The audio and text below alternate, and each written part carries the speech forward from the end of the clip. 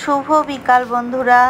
তো আজকে আমি যাচ্ছি, এখন আমার ড্রেস দেখে তোমরা বুঝতেই পারছো সারদা সমিতিতে আমি যাচ্ছি। আজকে বৃহস্পতিবার। তো এই যে ওই বাড়ি চলে এসেছি, যে বাড়িতে সারদা সমিতি হবে। তো আমি এসে দেখি সবাই সব রেডি করে নিয়েছে, আর কিছু কিছু আমাদের গুরু বোনরা এসেছে, আর আরও আসবে, অনেক আসবে। তারপর আমরা এখানে ঠাকুরের সব আমি ভিডিও করে নিলাম। তো ভিডিও করে তারপর আমি প্রার্থনা শুরু করব। তো তোমরা আমি এই ভিডিও সব মানে একটু একটু করে আমি ভিডিওটাতে দিব, তো তোমরা দেখো।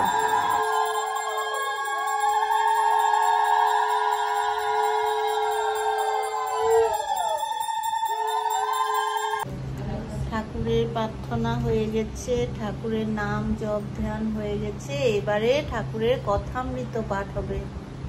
নরেন্দ্র আর ভবনাথ প্রকৃতির সঙ্গে আনন্দ, আজকের পাঠের বিষয় হচ্ছে এটা। তো তারপর তাহার প্রতিদিন ছুটি ছিল। কার প্রতিদিন ছুটি ছিল? তার আগের পৃষ্ঠায় আছে তাহার, মানে বেলা 3টের সময় মাস্টার আবার আসিয়া উপস্থিত। ঠাকুর শ্রীরামকৃষ্ণ সেই পূর্ব পরিচিত ঘরে বসিয়া আছেন, মেঝেতে মাদুর পাতা। সেখানে নরেন্দ্র, ভবনাথ আরো 2-1 বসিয়া আছেন। এসেছে।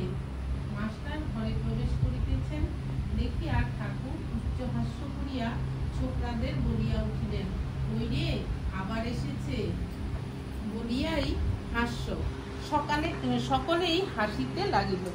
মাস্টার অমৃত পাঠ হয়ে গেছে, এবার ঠাকুরের একটি গানও হয়ে গেছে। এবারে মায়ের পাঁচালি পড়া হবে। পাঁচালি পড়বে রিমি।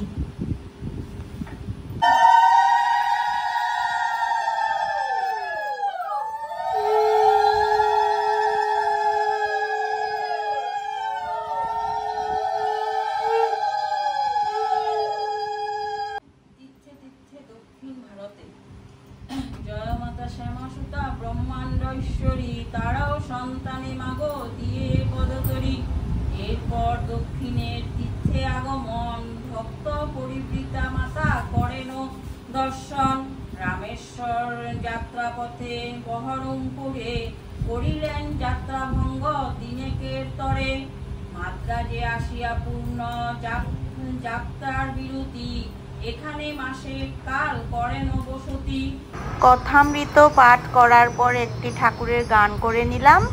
এবার পড়া হবে স্বামীজির বই, আর মায়ের গানও একটি করে নিয়েছি।